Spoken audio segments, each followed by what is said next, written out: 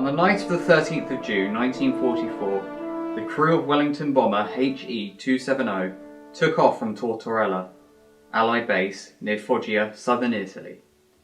The aircraft joined 16 other Wellington bombers on a night mission to attack the main railway station at Munich, Germany, a major enemy transport hub. 2 of the 17 bombers had to turn back, and 1 was shot down. My grandfather, Flight Sergeant Gordon Mansbridge, was a navigator on the aircraft, hit by German gunfire. This is my grandfather's story of that night. Could you tell us about your 33rd operation on the 14th of June 1944? We actually started the operation on the 13th. I actually bowed out in the early hours of the 14th of June. What happened was that we had our normal briefing, and just prior to that we were met at the entrance to the briefing room by our squadron leader, who was in company with a young pilot officer who had just finished his training and was coming with us on his first operational trip, coming with us as an experienced crew. So instead of having 5 people on board, there were actually 6. So what was your experience over Munich like? We took off for a raid on Munich, marshalling yards and railway station, and we were supposed to be flying at 14,000 feet until we got over the worst of the mountains and the Alps, and then to drop down to 12,000 feet for our bombing run. This we did, but there was a lot of flak over Munich, and I think a piece of flak hit us in our starboard engine, which a minute or so later, on the start of our return journey, we had to close down our starboard engine. So on one engine, we had to get over part of the Alps and the Dolomites. And whereabouts were you when you got shot down? I then called up the pilot and said, look, in 15 or 18 minutes we're going to be over the Adriatic. I don't fancy getting my feet wet. So what was your experience over Munich like? Who was in company with a young pilot officer who had just finished his training and was coming with us on his first operational trip, coming with us as an experienced crew. So instead of having 5 people on board, there were actually 6. And anyway, very nice young man, and we took off for a raid on Munich, marshalling yards and railway station, and we were supposed to be flying at 14,000 feet until we got over the worst of the mountains and the Alps, and then to drop down to 12,000 feet for our bombing run. This we did, but there was a lot of flak over Munich, and I think a piece of flak hit us in our starboard engine, which a minute or so later, on the start of our return journey, we had to close down our starboard engine. So on one engine, we had to get over part of the Alps and the Dolomites. We were fortunate that the one remaining engine, our port engine, kept going very well for about 25 minutes, although it started to heat up, and all the time we were losing height. And after about 25 minutes, the port engine started to lose revs and come back to normal, lose revs, come back to normal, So you had this sort of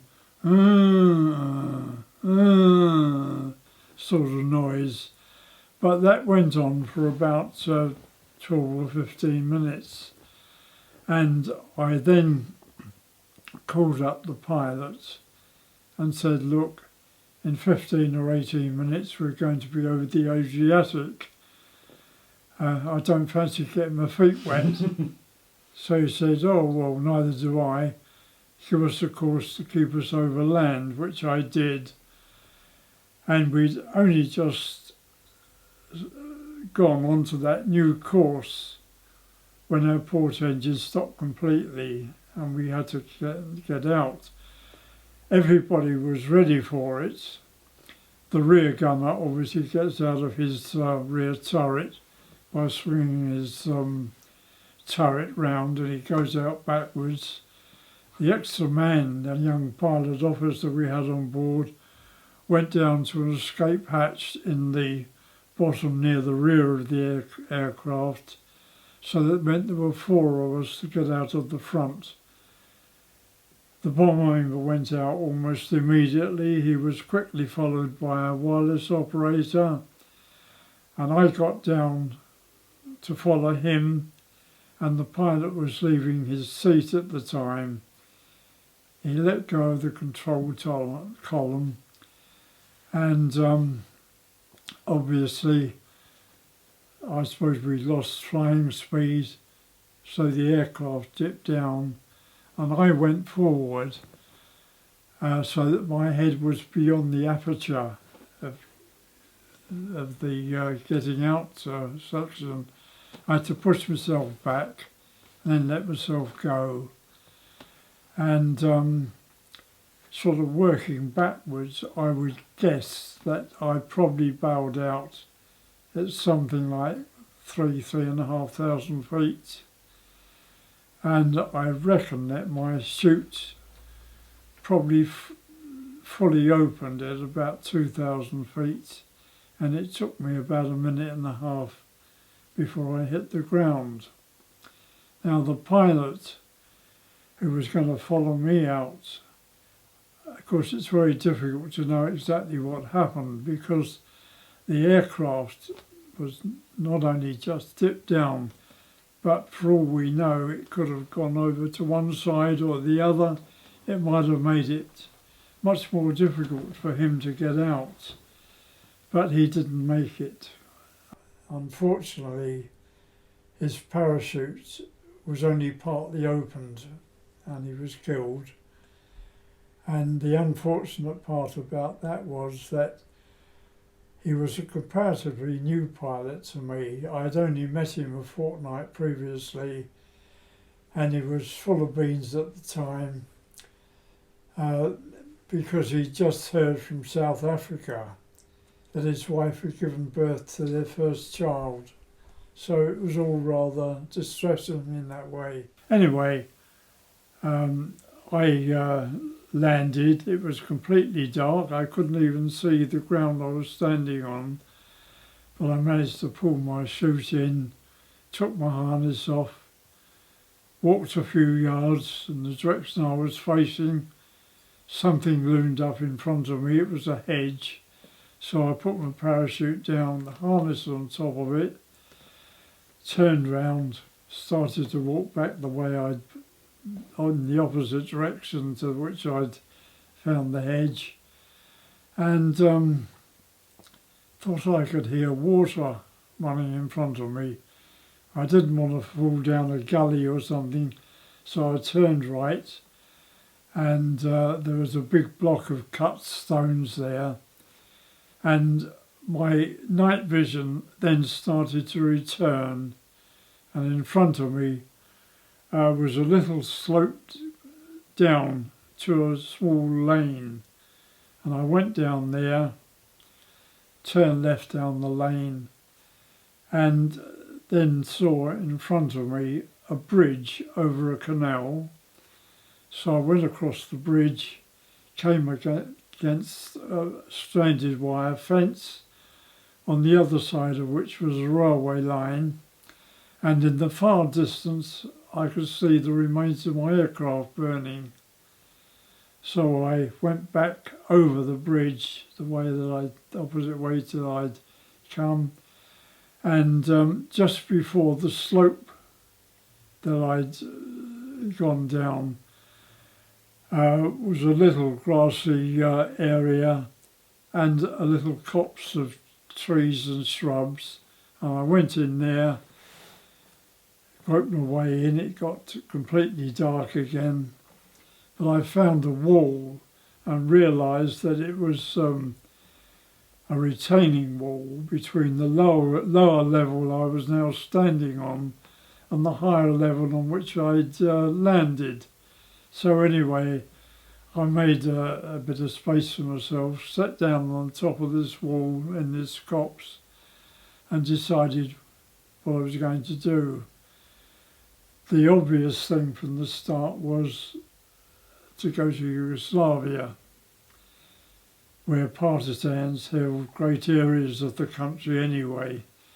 Anyway, I had a cigarette, thought about other alternatives, most of which were a bit stupid, and after about 5 or 10 minutes, I went out of the copse in the opposite direction to which I'd entered it, and it was now starting to get light, and in front of me was an open area, but dotted about at intervals were big shrubs or small trees, and I was heading towards the sun,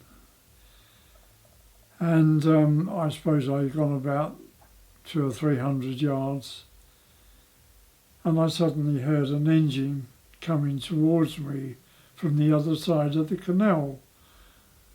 I thought first of all that it was a train, which surprised me.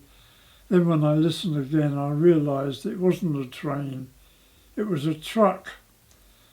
So I made my way to the nearest of the small trees, knelt down on one knee and waited, and the truck got closer and closer, and then all of a sudden the top half of a truck came into sight on the other side of the canal, and I could just about make out two figures in the driving cab, and in the back of the open truck was about a dozen German soldiers. So anyway, that went past, and I thought, well, I better wait on a minute or two in case another truck was following. Nothing else came, so I continued my walk, and then noticed the back of a couple of houses on the other side of the canal, and on my side, two men were coming towards me, one behind the other. The first man just sort of nodded, and I nodded back. I was at the time not in Air Force blue, but in khaki, because we'd only recently come from North Africa and they hadn't changed their uniforms. The second man, a few yards behind the first, gave me a cheery buongiorno, and I said the same back to him. And then just beyond the second man, there was a little lane led up to the left. So I went up there and noticed that there was a man there with a scythe cutting grass. And I couldn't quite see what he was cutting because the grass looked pretty short anyway. Anyway, he must have seen me coming.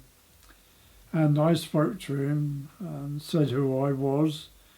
I spoke a little bit of Italian. I tried to learn it, as much Italian as I could once we'd moved over to Italy.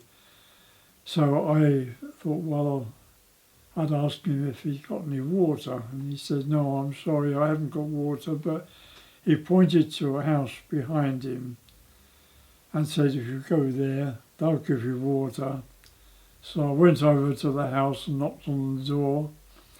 I heard footsteps come down, obviously bare wooden stairs, and the door opened, and a middle-aged woman opened the door, and I told her who I was.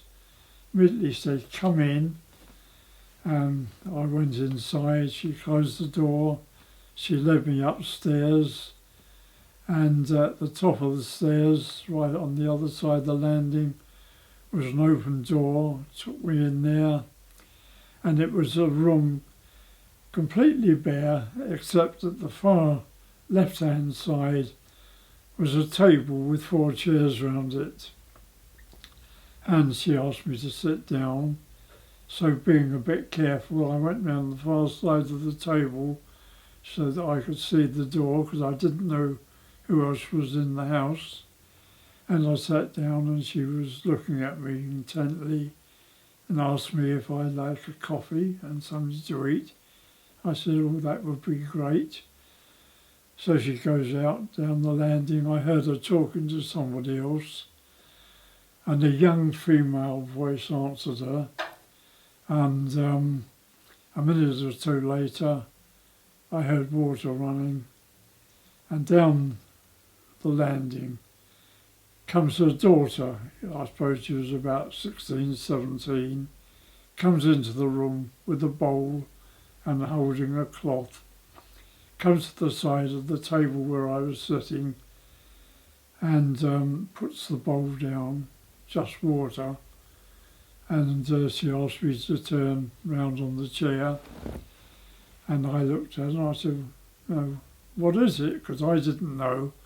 She said, you don't know what's happened to you? I said, well, no. She said, wait a minute. Goes out, comes back a few seconds later with a piece of mirror, holds it up to me, and I got dirt all over my forehead and a big graze over my left eye. So she said, now you understand? I said, oh yes, sporco, dirty. She said, molto sporco, very dirty. Anyway, she then puts the cloth in the bowl, wrings it out, and starts to clean me up. And she did this 2 or 3 times, and I suppose on the 3rd time there might have been a bit of excess water in the cloth, and it dribbled down into my eye, and I sort of winced a bit. Oh, she said, I'm sorry. And then I made my first mistake. Having been in South Italy with all the British and American troops, everybody used okay, like we would today, including most of the Italians. And I said to her, oh, it's okay. So she had the most beautiful eyes, this girl. They weren't almond-shaped like normal eyes. They were round and very, very large. And she looked at me when I said, okay. And I realised it probably not an expression that they used up there. So I said, oh, they're Benny, it's all right. So she repeated again, okay. And then finished washing my face and that, put the cloth all round it, and then left. And I had it, I said, oh, you're a good, and I was trying to think of the Italian word for nurse, and I couldn't, so I said, like in hospital. And she trigged on, she said, oh, infermiera, the Italian word for nurse. And she then said, oh, I'm no nurse, and gave me a grin. Goes out down the landing, and I heard her talking to her mother, and I couldn't hear what they said, except I heard her say something about infermiera. And the next minute, the mother comes down into the room, comes up to the table, stops just short of it, and she's looking at me, and she said, oh, you hurt yourself coming down by parachute. So it was straining my Italian a bit, so I said, well, I came to the ground and did this and to indicate that I must have fallen forward. So she said, oh, I understand, but your hands. And for the first time I looked, both hands were filthy dirty. I'd probably scraped along the ground when I landed. So she said, well, wait a minute, close to the door. And I don't know the name of the girl to this day, but I thought I heard her use the name of Roseanne, and said something about Inglesi has got dirty hands, water and cloth. So Roseanne, if that was her name, comes back into the room, and the mother had moved a chair, which is right on the other side of the table to me, to the very corner of the table. And Roseanne comes up with a cloth and bowl, brings the cloth out, having dipped it in the bowl, and I assumed she was going to give it to me so that I could wash my hands. Instead of which, she grabs my wrists, turns my hand over and starts to clean both sides of my hand. And I was taken a bit by surprise and looked at the mother, and she just nodded towards her daughter and said, your nurse. Anyway, then Roseanne said, oh, the other hand, so I took that, and I felt a bit of an idiot sitting there in my uniform and be having my hands washed by a young girl. But anyway, she did that and then said, oh, all nice and clean now. And then I suddenly had a funny thought. I half expected her to say, no, you're not to go out and play parachutes anymore. Anyway, she left, and the mother pushed a cup of coffee and some bread and cheese and meat towards me to eat. And I started to talk to her, asked her if they worked on the land. She said, yes, we do, and we also work in the house. And I said, you work in the house, so not knowing quite what she meant. Anyway, she said, oh, you finish your food and I'll show you. When I'd finished eating and having my cup of coffee, she said, I'll show you what we do in the house. Leads me down the landing, opens a door which faced down the landing, and there was a long room there with freestanding racks all the way down, shelves on each rack, and on each shelf were shallow wooden trays about 2 or 3 inches deep, each covered with some sort of greenery.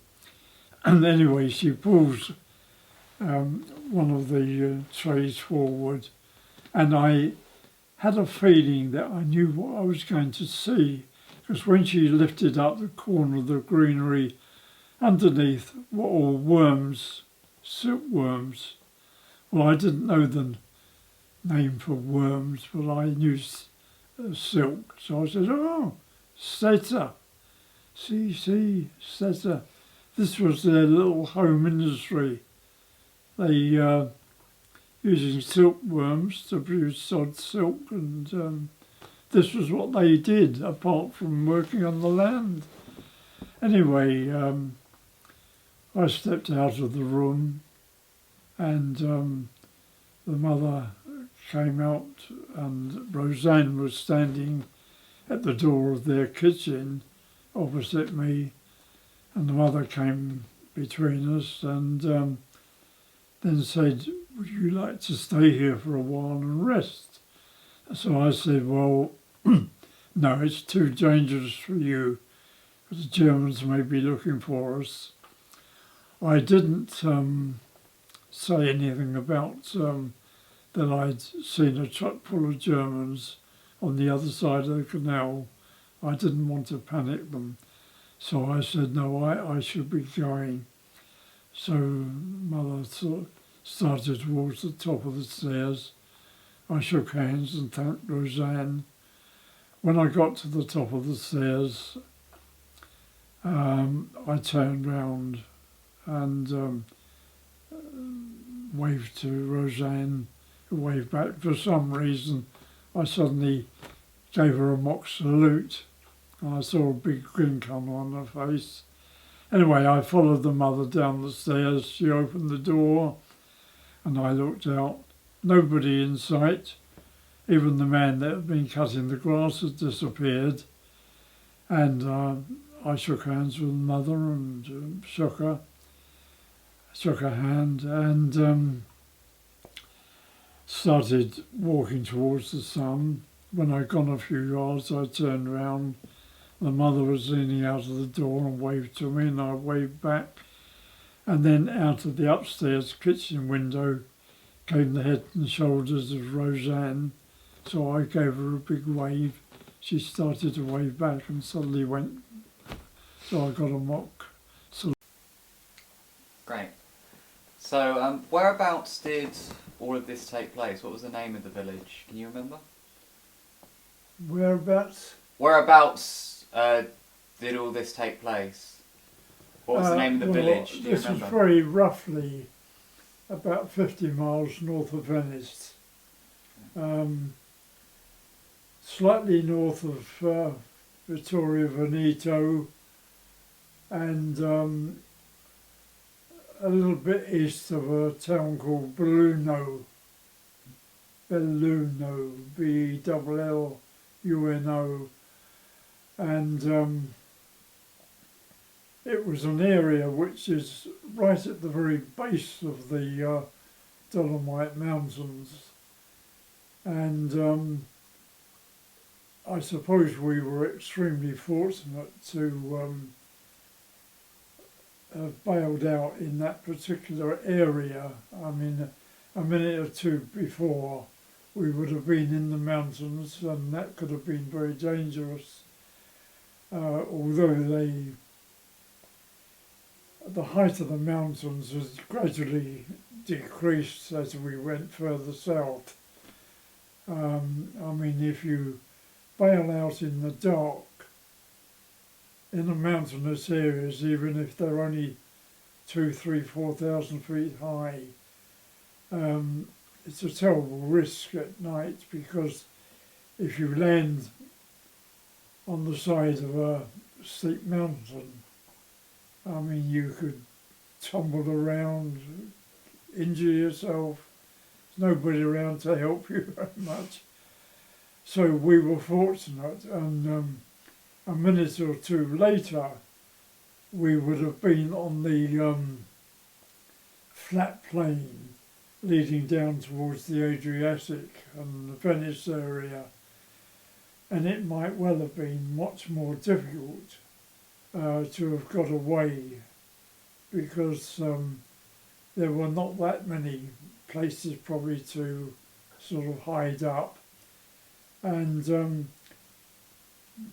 bailing out in the area at the very base of the Dolomites where we were was extremely good. It wasn't an area exactly swarming with Germans, and the people there were extremely good. Everywhere I went, I was greeted well, offered drink and food and so on. And after I left Roseanne's house, if that's the name of the girl, I came to a dried up river, and turned right down the river bank and crossed the bridge, and finished up going up a steep hill, and there I could hear people chopping wood amongst the trees, and I came to halfway up this very steep hill was quite a wide path, and I turned left along that, going round the side of the hill, and came to a house on the right and a big sort of like warehouse place on the left. A man was outside there feeding a few chickens that were running around.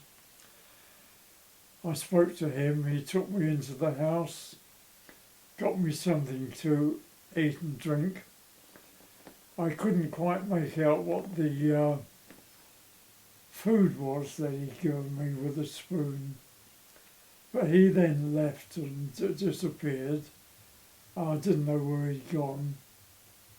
And with the spoon, I tried this food. I wasn't sure whether it was cake or pudding. And when I tasted it, it was gritty. And I realised it was maize meal. And it's stuff that they call polenta. And I didn't know it then, but 4 or 5 days later, I was to have this every day for breakfast. It's very bland, and you know, I felt you could do with something like jam with it or something like that. Anyway, I ate it and had the coffee, and the next thing was that I heard heavy boots running outside towards the house, and I wondered for a minute whether who he'd contacted. But anyway, suddenly in the doorway, 3 young Italian boys appeared, and they had been the people that I'd heard chopping wood. Anyway, they greeted me, shook hands with me, and then this elderly man came in. He'd obviously contacted them, and he said, well, you go with them, they will see you all right. So I thanked him for what he'd done, went outside with these 3 lads, and they immediately said, we've got a little house. So I said, oh. So they took me down the far side of the hill. Halfway down was like a big shed. It had got a floor about 18 inches above the ground, and between the ground and the floor, I noticed that there were various sacks, and apparently this is where they kept their food, and they said that wind got underneath this the floor of this shed and kept the food cool, and inside the shed was where they slept. And anyway, I spent the Wednesday afternoon talking to them. They got a meal for me in the evening, spent that night with them, and the following morning I started talking about getting away from there and heading towards Yugoslavia, and they said, oh, no, you stay here, we will contact the partisans. Now, it was the first time that partisans had been mentioned to me. So I said, well, you've got partisans near here? And I said, well, yes, not far away is a brigade.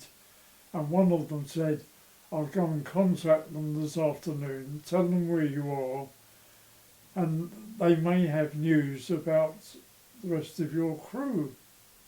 So I said, fair enough. Anyway, in the afternoon, one of them disappears for a couple of hours, comes back, said, I've seen the partisan leader, he's coming to meet you tomorrow afternoon. I said, fine. So, of course, I spent the second night with them. That was the Thursday night. And just after midday on the Friday, went round down to the bottom of the hill and waited. This was like a valley, and from the other side, all of a sudden, a figure appeared and walked down, and I had to grin. He was wearing what I suppose was the Italian desert uniform, very, very light khaki. He's got a beard, rifle over his shoulder, 2 bands of ammunition, and a belt with some Italian red devils, as they call the grenades, in the belt. Anyway, he greeted me, and I said goodbye to the three woodcutter lads, and he then took me along the valley floor, through a small woods, where we met a couple of his partisan group, and he then got a piece of paper out and wrote a letter, wrote a note, and he gave it to me and said, "You show this to anybody, they'll know who you are and they will help you." I said, fine. He then pointed out the road and he said, "You follow this road right the way through and make for a certain village called Lamazano." Anyway, I shook hands with them and left. And I was almost immediately in this open area, and I got about a third or halfway along, and I suddenly heard a plane in the distance, and it wasn't a bomber or a fighter. It sounded like a light plane, and all I could think of was it might have been something like a phaser spotter plane. And so I thought, well, it's not very good. I'm walking along this open area, and there was grass on both sides, mostly green, but odd patches had gone a bit sort of yellowy. And because I was wearing khaki, I thought, well, if that plane suddenly comes much nearer, I'll go onto one of these lighter patches of grass, curl myself up, lay down, curl myself up into a ball, perhaps I wouldn't be seen.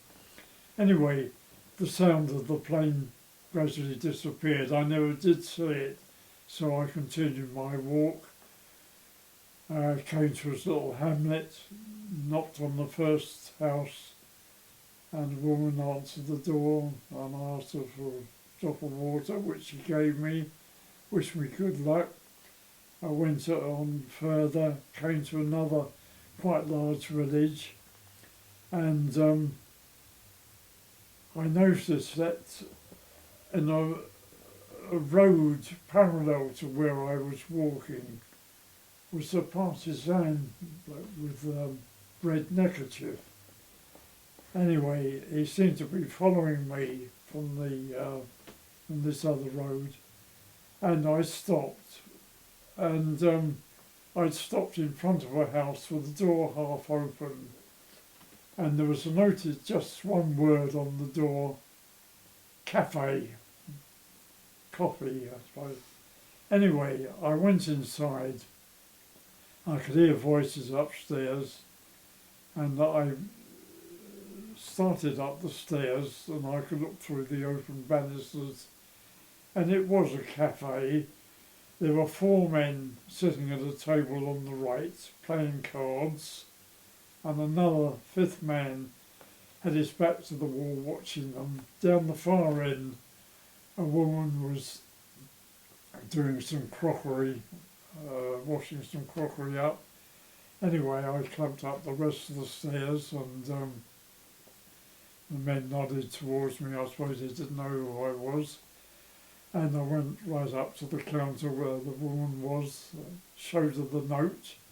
She immediately said, "Would you like a coffee?" I said, "Yes, please." Anyway, she gave me a coffee, and I went and sat down at another table opposite to where the men were playing cards.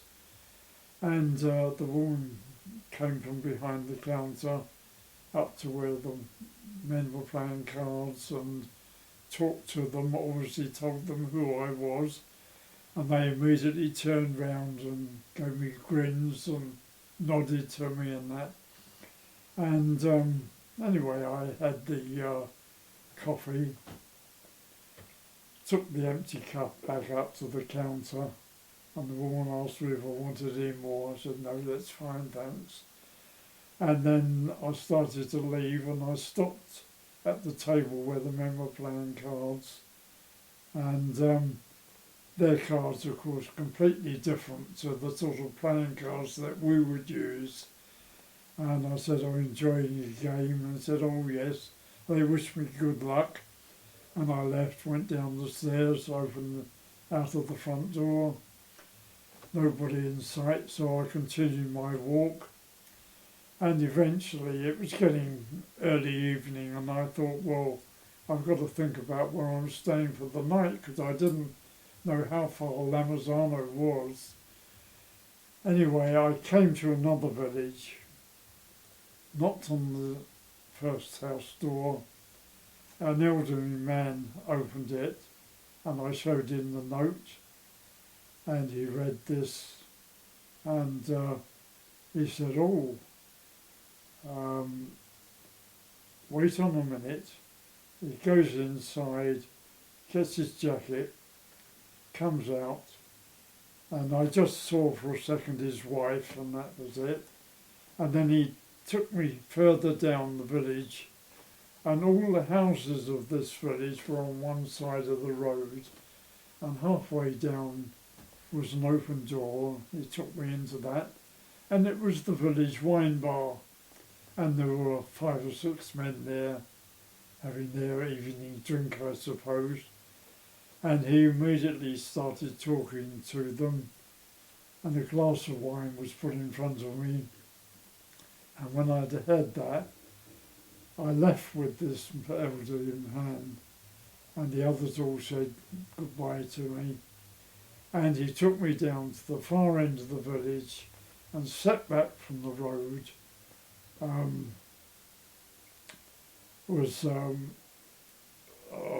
suppose you call it a large cabin, but it was a place where there was probably a cow or something in there, and on the top of this barn was an area where they kept grass and that, dry grass. So he gets a ladder, goes up to this top of this barn, opens the big doors and invites me in that side. It was half full of grass, dry grass, and he said, you can stay here tonight. So I found somewhere where I could sleep. And anyway, he wished me good night, and that closed the barn doors, completely black. And I dropped off to sleep for a few hours. And then in the early hours of the morning, the barn doors opened, man's head and that appeared, and he said, beckoned me to come out. Said, you should go now. Germans sometimes come through the village in the early hours of the morning. So anyway, I went down the ladder, and I thanked him for everything, and he said, don't go down the road in case any Germans appear. Go across the fields and you come to a road, you turn right, you go straight through to Lamazano. And so I started walking down this road. I'd been across the fields, found this road, turned right, and something very funny happened then. There was a little lane led into this road, and coming down the lane was a small man who seemed to be totally immersed in himself. He was just idly walking along, and he happened to look up, saw me standing there, and for the first time in my life, I saw somebody's face drain of blood. He literally went white. I assume he thought I was a German. Anyway, he came up to me, and I didn't say anything. I just pointed up the road and said, Lamazano. So he said, si, Lamazano. And he then disappeared in the other direction. So I continued my walk, came towards another little village, and suddenly out of a house on the left, 3 figures appeared. 2 of them had got rifles. No sign of a red neckerchief, but I could only assume that they were partisans. And when I got within a yard or two of them, I stopped, and one of the three said, "Inglesi?" So I said yes, and they came forward, shook my hand, and while we were doing this, another elderly man came out of the same house, came straight up to me, and in quite a broad American accent said, "Hi buddy, we've been expecting you." And I looked at him and I said, "You American?" So he said, "No, I'm Italian, but I spent 30 years working in the steel mills in Pittsburgh." Anyway, he then took all four of us into the house, and it was in fact, I suppose, the village little cafe. Sat down, he gave me a coffee and the others had a drink, and we had a talk for a little while. Then he said, "One of these will take you up to the next village," which was Lemazano. And so anyway, I said goodbye to them, to the four of them, and one of the partisans took me up to Lemazano and went to the back of a house. The bottom half of a sash window was open. He climbed in through the window, asked me to do the same, and I did. And I was in the back room of this house, and all of a sudden other people appeared in, and I was introduced to the man of the house, name of Bruno, his wife Maria, Bruno's sister and her husband, and Bruno's elderly mother, and also a young girl who'd been staying there, but who came originally from Naples. Anyway, we all sort of sat down and started to talk, and then two other figures suddenly climbed through the same window, and I was introduced to them. They were two boys from Slovenia, a part of Yugoslavia, and they were trying to learn English. Unfortunately, their English wasn't as good as my Italian, which wasn't saying much, I suppose. But anyway, we all sat down and started to chat, and then Maria, Bruno's wife, suddenly said to me, "You'd like to have a shave?" So, God, I hadn't shaved since. This was now a Saturday morning, and I hadn't shaved until the morning of the operation, which was the previous Tuesday. So I said, "Oh yes, I would like to have it." So Bruno and his brother-in-law go out, come back with a shaving mug and brush and some water and a towel, and I was able to have a shave. I don't quite know how many acres of beard that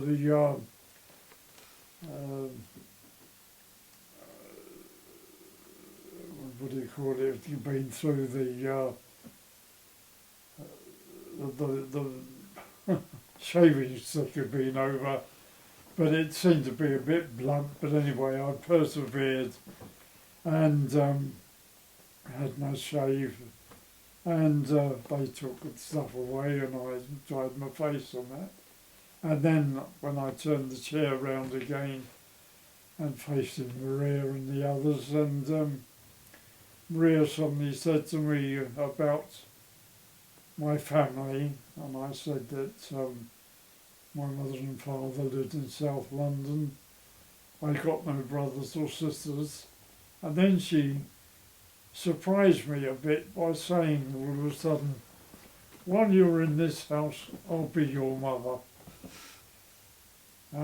Because she'd said just previously to that, "Oh, your poor mother not know what's happened to you." And I said, "Well, no, I'll just be missing it at the time." So anyway, when she said this business about while I was in the house, she would be my mother, so to speak, I suppose I was a bit cheeky to her, so I said, "Oh, does that mean I get hugs and kisses? So she says, oh, you may get big stick instead, you cheeky. Anyway, it started something because Maria seemed to enjoy what I can only call verbal sparring with me.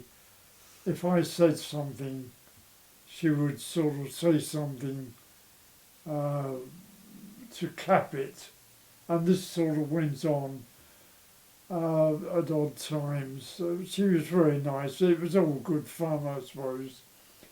And then they later in the morning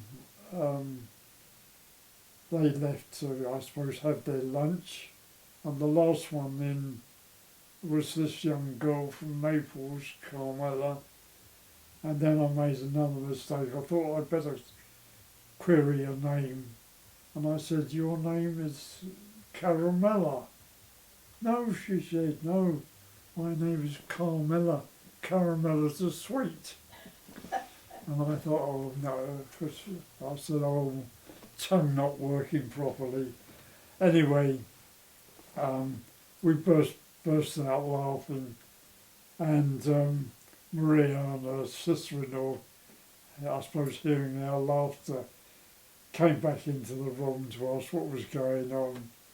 And we had a fit of, Carmela and I had a fit of the giggles. And anyway, eventually Carmela told them what had happened, what I'd said. And I thought that was quite funny.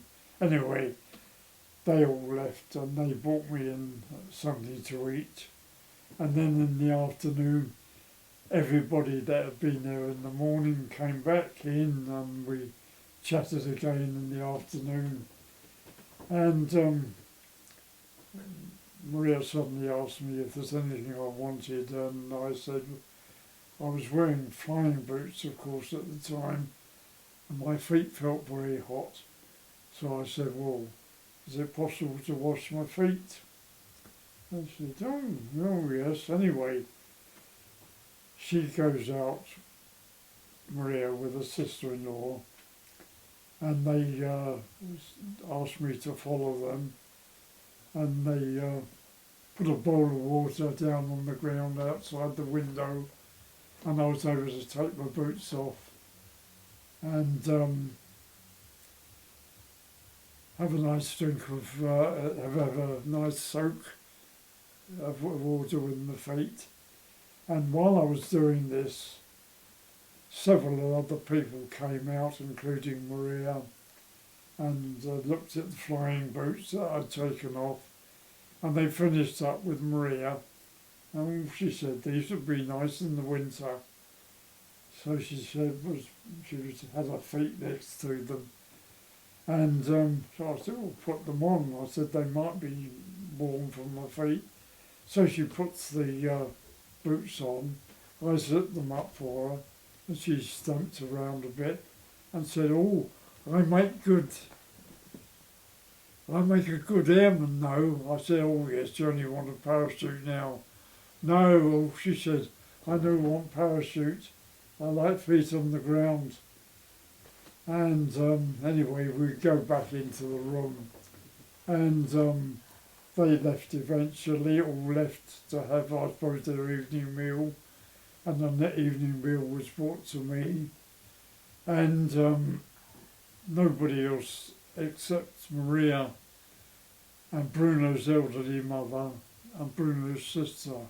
I spent the rest of Saturday there, and on the at night they took me into the front room of the house downstairs. There was a single bed there, and I'm assuming that that was probably normally where Bruno's elderly mother would sleep to save her going up and down stairs. But anyway, they insisted that I sleep there that night, and I spent most of Sunday in the house, and in the afternoon Bruno suddenly appeared, and said that I was going to meet up with the rest of my crew that had survived later that evening. So, of course, the first thing I did was to ask him how many, bearing in mind that there were 6 of us in the plane when we had that operation. And he said, oh, there were 4 others apart from me that would be coming. So I asked him, I said, well, the pilot is dead, and he confirmed yes. Apparently his chute hadn't fully opened. I suppose he was too low. Anyway, the evening came, and I suppose it was about 8 o'clock in the evening. There was a sound at the front door of the house. Bruno goes out, and Maria immediately said, the rest of your crew has turned up. So I followed Bruno down, and he was talking to a partisan in the door, and outside were the other 4 members of my crew. I didn't quite get the reception I'd expected. I think our rear gunner saw me coming down and shouted out to me, "Oh, Gordon, we thought you were dead." So I said, well, don't get rid of me that easy. Anyway, cut a long story short, I said goodbye to the others in the house. Carmilla was the last one that I shook hands with, and she put something in my hand, and I said, what's this? Caramella, she said. Oh, I said, you not let me forget that. No, she said, but I come and visit you. Anyway, we then left with the partisan and went up to the next village called Montanès, through the village, up a stony track, and then it levelled off.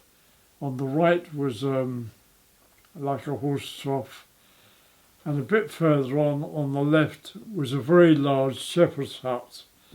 Standing outside were 4 figures, and we were quickly introduced. They were 3 New Zealand soldiers and an English soldier who'd been there for a week or two.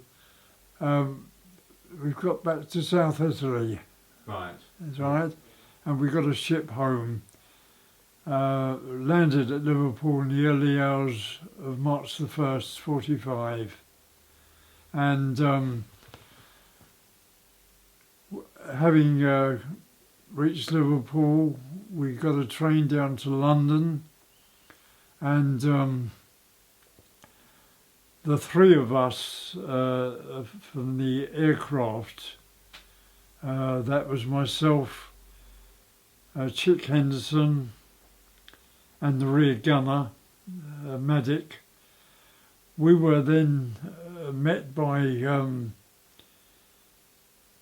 a corporal from the Air Force with a truck, and we were taken to a house at Maida Vale, just off the Edgware Road. And there we were taken up to the 1st floor, given a room each, and we stayed there on the Thursday, and on the Friday morning the 3 of us were taken to Kingsway. I think it was the Kodak building in Kingsway, for a complete medical examination again.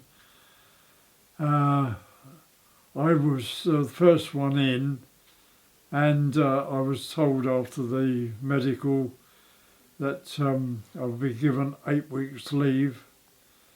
And then he said to me, the young medical officer said, while I'm dealing with the other 2, would you do a test for me? So I said, well, yeah, I'm not worried.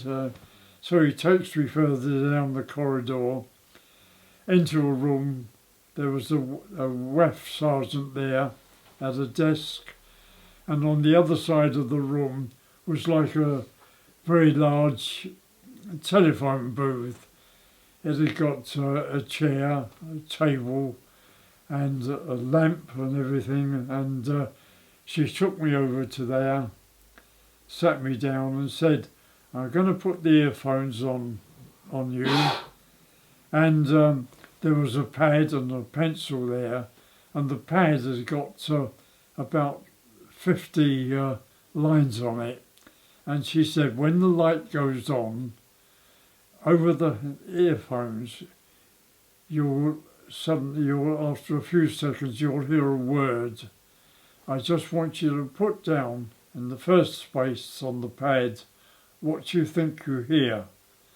And then she said, a new word will be said every 4 or 5 seconds, and you just put down each time what you think you hear. But she said, as it goes on, you'll get certain interference come on the line, and this will gradually get worse and worse. Anyway, we got through most of this, and towards the end, it did become very difficult to hear what word was being said. They were all simple words, 4 or 5 letters or something like that, or 3 letters. Anyway, I got through to the very end. The light goes out. The WAF comes over and takes the headphones off, and took the sheet off the pad. Said, "Oh, that's good. Would you like a cup of tea?" So I said, "Oh, that would be good." So I sat down by her desk, had a cup of tea, and we had a chat. And she produced an odd biscuit. And after, I suppose, 10 or 20 minutes, she said, "Oh, I expect the others are finished now." So she took me down to where the others, both had just finished their medical exam. And we then went downstairs. Our driver of the staff car that we'd been taken to this building with was waiting there, and we went outside, got into the car, went back to our house near Vader Vale, and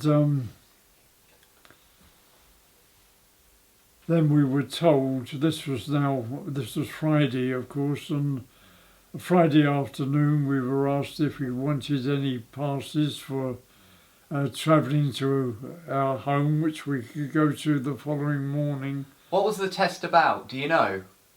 What was the test about? Do you know? Was it hearing? Well, the tests were the hearing to see which words you could hear better. Right. I came out of the Air Force eventually in about September 46.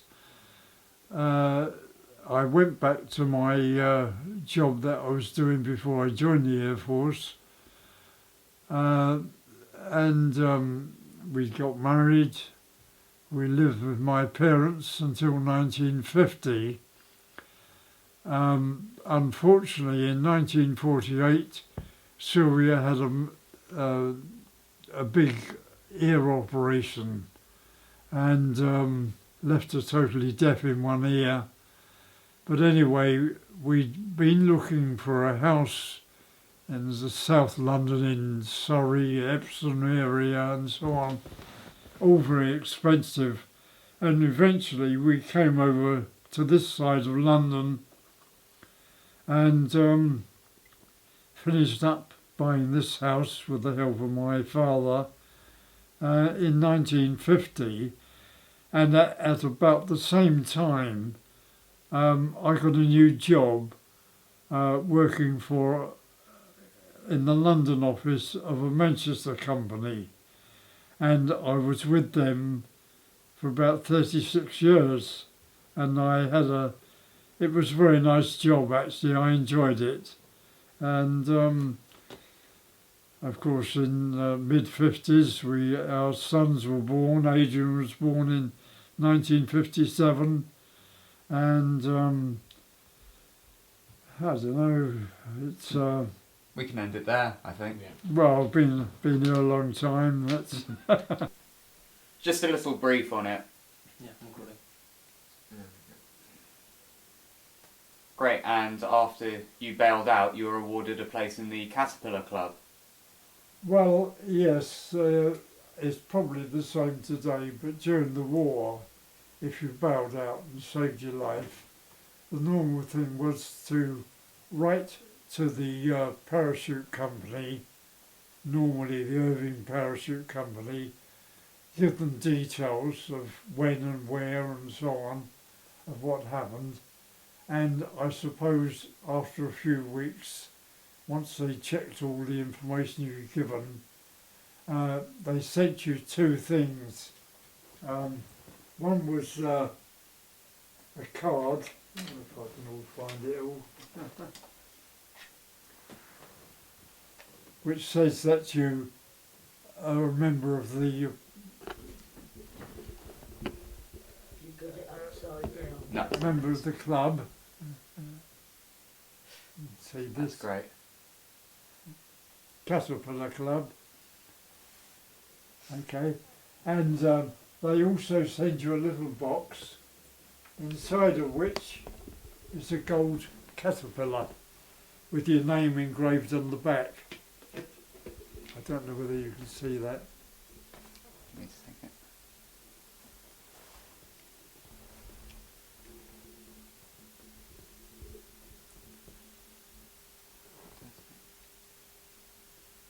Great. And that's everything. And I suppose after a few weeks, once they checked all the information you were given, they sent you two things.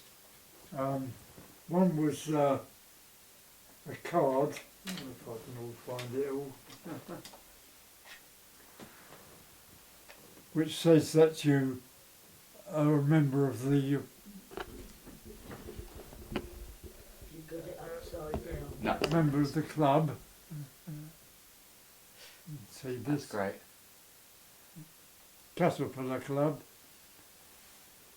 Okay, and they also send you a little box, inside of which is a gold caterpillar with your name in seconds. I've had another 69 years of life, so to me that means life, and in lots of ways means more than perhaps certain forms of decoration. And it's not that I'm against decoration, mind you, but it's very important to me that. And all my life I've always taken the card with me wherever I go, and all the time that I was working until I retired, I always wore my Caterpillar badge on my whatever coat I was wearing, and it was very useful because so few people would recognise it. Most people didn't, and they would ask you what it was and what it was about. And with my job, which took me to all sorts of architects, engineers, building sites, it became a nice talking point. And people became very friendly when you told them about what had happened. So in a way, it probably helped my job as well. But it's something which, as I say, I've been very pleased to have all these years. And I still take the card with me wherever I go. But, I don't talk about what happened to me unless people ask me. Then I would tell them. But I don't like to just sort of start off saying, oh, I did so and so. I'm afraid I'm not that type. Anyway, it's been very useful, very helpful, and I'm glad to have my Caterpillar Club and the Caterpillar itself. Fantastic. Great.